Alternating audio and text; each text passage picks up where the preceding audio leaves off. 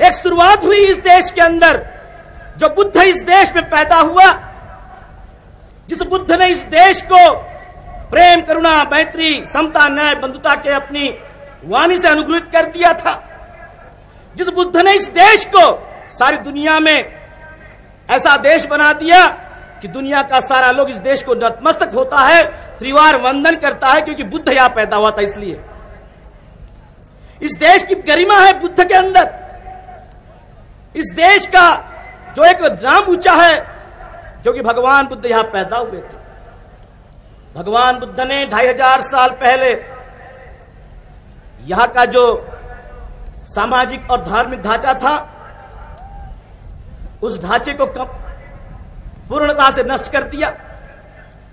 मानव के अंदर जो भेद था, उसको समूलता से नष्ट कर दिया। और भगवान बुद्ध ने कहा कि मेरा संघ कैसा है, जैसे सागर जैसा है। सागर में जो 5 मुख्य नदियां इस देश की मिल जाती है, विलीन हो जाती है, और विलीन हो जाने के बाद में उसका कोई अस्तित्व नहीं रहता है, सागर सागर होता है।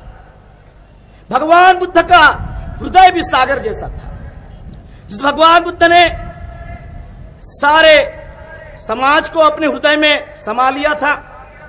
ब्राह्मण, वैश्य, क्षत्रिय, शूद्रों को अपने धम्म में विलीन करके एक ऐसी नई चेतना निर्माण की कि मानव के अंदर एक नया विचार पैदा हुआ, एक नई जिज्ञासा पैदा हुई, खुद के प्रति जानने की, खुद के प्रति समझने की, खुद को समझने की एक क्षमता पैदा हुई। जिस देश के अंदर भगवानों के नाम पर यहाँ के मानवों को बुद्धिहीन किया गया था, उसी मानव को तथागत ने प्रज्ञावान बनाया। प्रज्ञा की आवश्यकता है, क्योंकि मानव प्रज्ञा, जब मानव की जागृत हो जाती है तो वो जानता है सही क्या और गलत क्या है।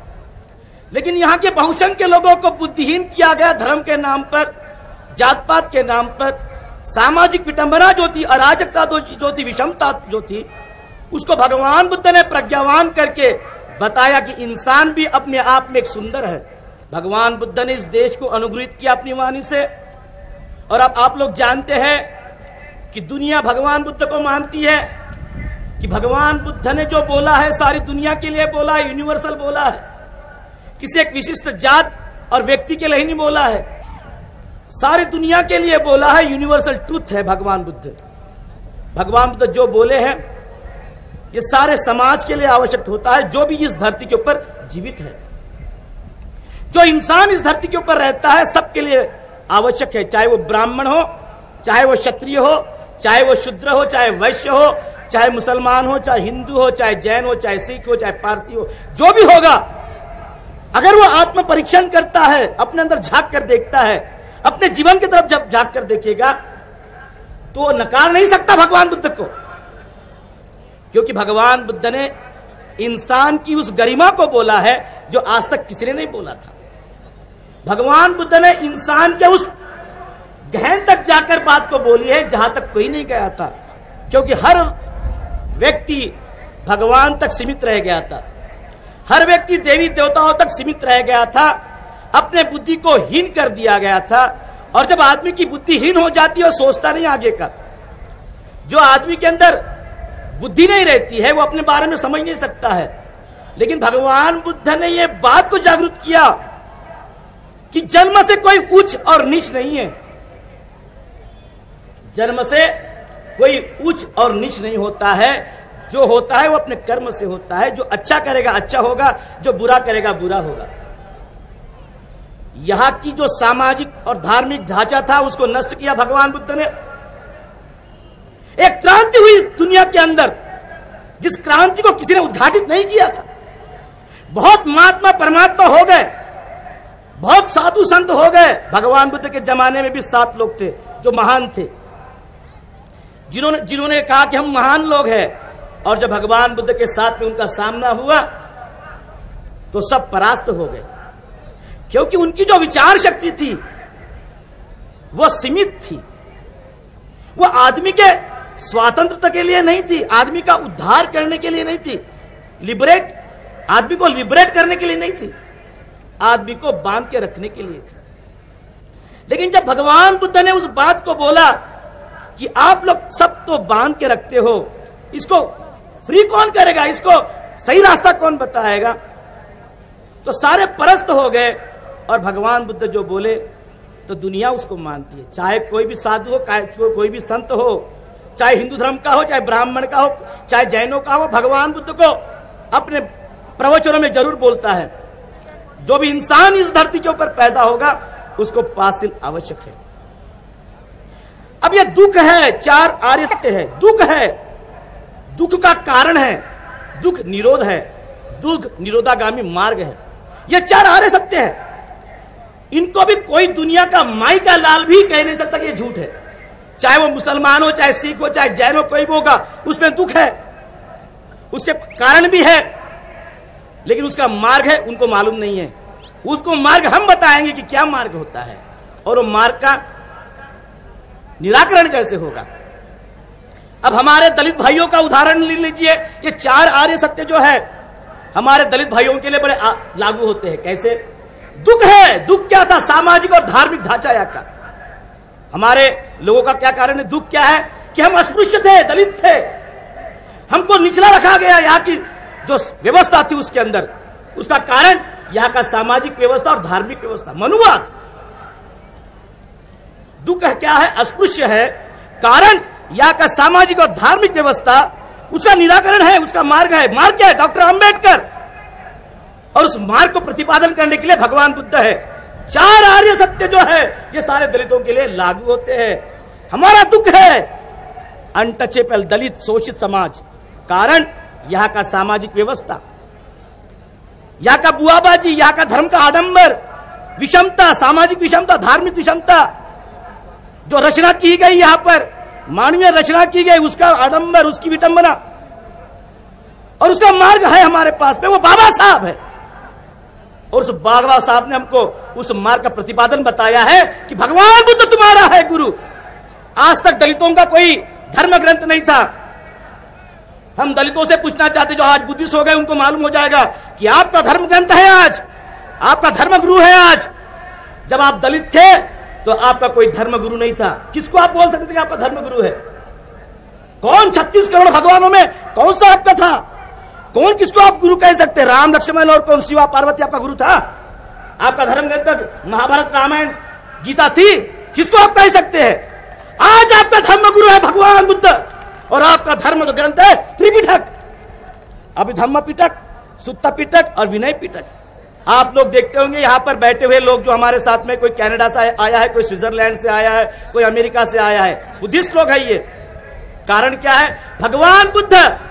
इनको राम, लक्ष्मण, पार्वती ने यहां नहीं लाया, गौरी गणपति ने नहीं लाया, तुम्हारे 36 करोड़ भगवानों ने इनको यहां पर नहीं लाया। भगवान बुद्ध कारण है कि भगवान बुद्ध ने सारे मानव जाति को इंसानियत का मार्ग दिया है। भगवान बुद्ध मानवता का पुतला है। मानवता उसके वाणी से ओतप्रोत है। भगवान बुद्ध को भारत के कुछ अधार्मिक लोगों ने, जब समता की बात हुई, न्याय की बात हुई, इक्वालिटी की बात हुई, जस्टिस की बात हुई, तो यहाँ के जो धर्म के ठेकेदार थे उनको लगा भगवान बुद्ध को बहुत खतरनाक है, और इन लोगों ने भगवान बुद्ध को अपने कुट कारस्थान से यहां से निकाल दिया। भगवान बुद्ध को कोई निकाल नहीं सकता, ये ध्यान में रखना, ये सत्यता है। जब तक सूरज चांद है भगवान बुद्ध जिंदा है, उसको कोई मिटा नहीं सकता, चाहे वो कोई भी हो। जब तक सूरज और चांद है, अरे चांद गर्म क्यों ना हो जाए और सूरज ठंडा क्यों ना हो जाए, भगवान बुद्ध तो भगवान बुद्ध है, उसको कोई नकार नहीं सकता।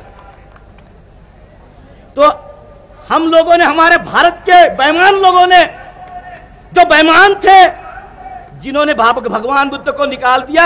अरे भगवान बुद्ध तो तिब्बत में गया, नेपाल में गया, चाइना में गया, श्रीलंका में गया, ब्रह्मदेश में गया, कोरिया में गया, जापान में गया, वियतनाम में गया, मंगोलिया में गया, कंबोडिया गया, और जापान में भी गया, अमेरिका में गया, यूरोप में गया, अब सारी तरफ जा रहा है। आपके कर्नाटक के भैरप्पा ने बोला था, अभी किसी ने खंडन किया, जो कुत्ते होते हैं वो भौंकते हैं। हम कहते हैं जो कुत्ते होते हैं वो भौंकते हैं और हाथी चलते रहता है। अरे बाबा साहब हाथी का प्रतीक है, भगवान बुद्ध हाथी का प्रतीक है, वो तो चलते रहते हैं और भैरप्पा जैसे कुत्ते भौंकते रहते हैं। ये कुत्तों की औलाद है। इन्होंने बाबा साहब को और भगवान बुद्ध को समझा ही नहीं। जो मूर्ख लोग होते हैं वही ऐसी बात करते हैं। मूर्खों के साथ में बैठना नहीं चाहिए। भगवान बुद्ध ने कहा मूर्खों के साथ में बैठना नहीं चाहिए। मूर्ख मूर्ख होता है, गधा गधा होता है, घोड़ा नहीं बन सकता है। और आप लोग जानते हैं घोड़ों की शरीयत होती है, गधों की नहीं होती है, क्योंकि गधा गधा होता है, उसको क्या मालूम वो क्या है। तो भैरप्पा जैसे न जाने बुद्धिहीन लोग, जिनकी बुद्धि नहीं भ्रष्ट हो गई है, बहुत बड़े साहित्यिक कहते हैं अरे कर्नाटक में रहने वाला भैरप्पा क्या जानेगा कि अमेरिका और यूरोप अभी भगवान बुद्ध के चरणों में जा रहे हैं। इनके भगवानों के चरणों में नहीं, ये राम और कृष्ण को कोई मानता भी नहीं है।